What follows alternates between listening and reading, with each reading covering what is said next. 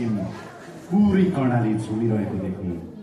सायदै तपाईँको पहिचान, मेरो पहिचान, म सुदूरपश्चिमको, म कर्णालीको हौँ भन्ने पहिचान यिनै गीत सङ्गीत, यिनै आनन्द लाग्ने नृत्यहरूले दिने होला नि। त्यसैले यहाँहरूलाई भनौँ, सुदूरपश्चिम हुनुको पहिचान, कर्णाली हुनुको पहिचान हाम्रो भाषामा छ, हाम्रो संस्कृतिमा छ, हाम्रो जीवनशैलीमा छ, हाम्रो गीतमा छ, हाम्रो सङ्गीतमा छ। तपाईँको रगतमा बगेका देउडा गीतहरू र देउडा नृत्यहरूले तपाईँलाई सुदूरपश्चिमीले हुँ भन्ने कुराहरूको अनुभूति गराइरहेको छ। त्यसकारणले मलाई आज बडो खुसी लागेको छ। अघि एकजना भाइसँग मैले, यहाँलाई थाहा छ, सेल्फी खिचेँ। भोलि राष्ट्र निर्माता श्री 5 पृथ्वीनारायण शाहको जन्म जयन्ती।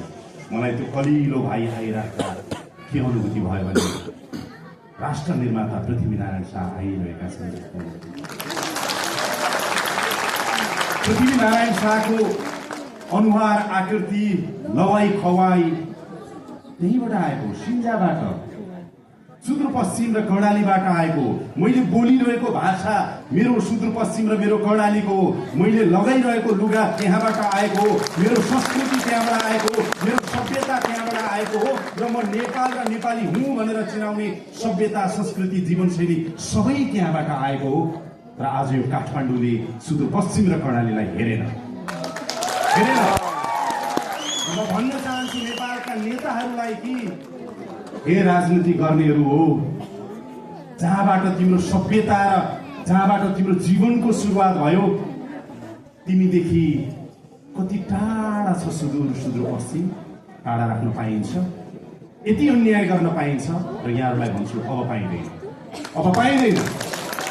म छोड्न चाहन्छु।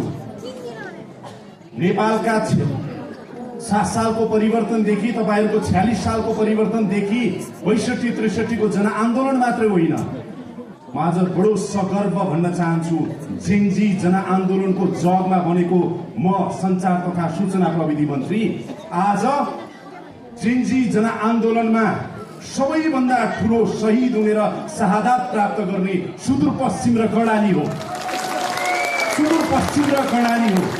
यहाँहरूलाई भनौँ, आज ती सुदूरपश्चिमका कलिला भाइ बहिनीहरू जसले बानेश्वरमा ड्याङ गोली खाए, छातीमा गोली लाग्यो, टाउकोमा गोली लाग्यो, सडकमा रगत बगिरहेको थियो। तपाईँ हाम्रो भविष्य, एउटा जेन्जी भाइ, एउटा जेन्जी बहिनी लडिरहेको थियो, मृत्युवरण गरिरहेको थियो। त्यो मृत्युवरण गर्ने, सगर्व मृत्युवरण गर्ने आज सबैभन्दा बढी धेरै शहीद कहाँबाट भए भन्दा सुदूरपश्चिमबाट।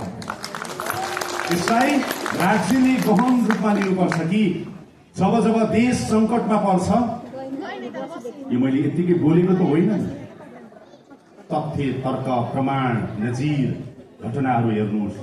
यो देश जब सङ्कटमा पर्छ, सुदूरपश्चिमले योगदान गरेको छ।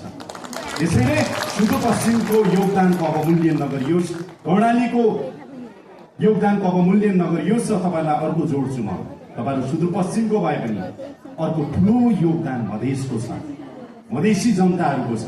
उनीहरूको योगदानको पनि अवमूल्यन नगरियोस्, यो भन्न चाहन्छु। र अब अन्तिममा मलाई के भन्न मन छ भने, हामीले यति धेरै परिवर्तनहरू गर्यौं।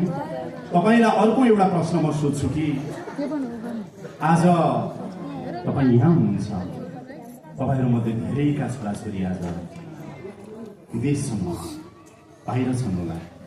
तिनीहरूसँगै बसेर एक छाक खाने, अलिकति सुख दुःखको भए पनि कुरा गर्ने, आफ्ना छोराछोरी, भाइ बहिनी, आफ्ना श्रीमान अथवा श्रीमती, आफ्नो मान्छेसँगै बसेर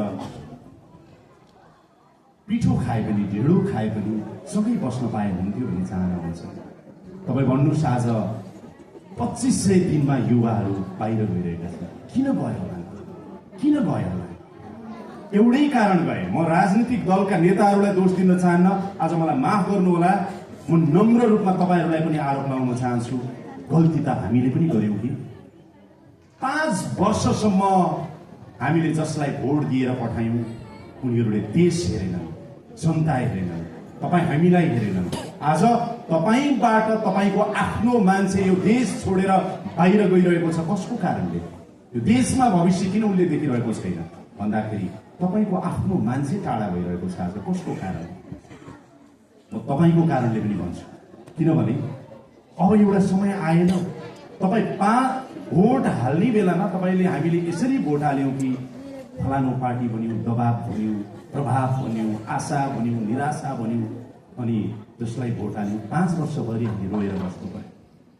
त्यसैले म सरकारको प्रवक्ता सञ्चार तथा सूचना प्रविधि मन्त्री तपाईहरुलाई भन्न चाहन्छु, फागुन 21 मा चुनाव हुँदैछ। फागुन 21 मा हुने चुनावमा विवेकको प्रयोग गर्नुहोला। र म यहाँहरूलाई भन्न चाहन्छु, अबको भोट परिवर्तनको लागि हो। परिवर्तनको लागि भोट गर्नुपर्छ। अबको भोट नेताको लागि होइन, अबको भोट राजनीतिक दलको लागि होइन, अबको भोट तपाईले आफ्नो लागि आफैले भोट हाल्नुपर्छ। त्यसको लागि तपाईहरु तयार रहनुहोस् भन्ने पनि म अनुरोध गर्न चाहन्छु। र अन्त्यमा आज जति सम्मानित हुनुभयो, यहाँहरूले त आफ्नो अनुभवको धरोहर तपाईहरु यस्तो हुनुहुन्छ।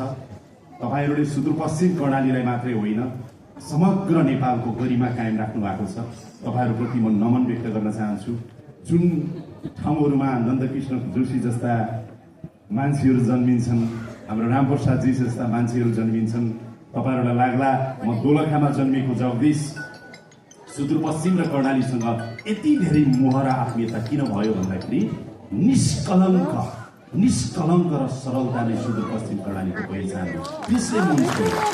मलाई लाग्यो तपाईहरु भन्नुहोला मलाई मन छोड्यो अमृत भाइ खोइ, अमृत भाइ उहाँ दोलखाको हो। जगदीशलाई मात्रै होइन, उहाँको पनि यो कनेक्सन सुदूरपश्चिमसँग यसरी रहेको छ। अर्को तपाईहरुलाई भन्छु, यहाँ कति हुनुहुन्छ थाहा छैन, मेरो घर यो टिकाथलीको छेउमा पर्छ। म तपाईहरुलाई आग्रह गर्छु, एकचोटि टिकाथली आसपास महालक्ष्मीमा बस्ने सुदूरपश्चिम अछामतिरको अथवा कर्णालीको कोही हुनुहुन्छ? हात उठाउनुहोस् त।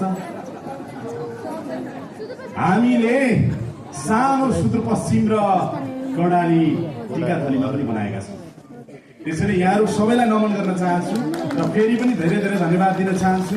र यहाँहरूसँग सधैँभरि सुदूरपश्चिम कर्णाली र मधेस यो तीनवटा प्रदेश र यहाँका जनता नागरिकसँग सधैँभरि जोडिरहने वचनबद्धता व्यक्त गर्दै यहाँहरूबाट बिदा हुन चाहन्छु। नमस्कार।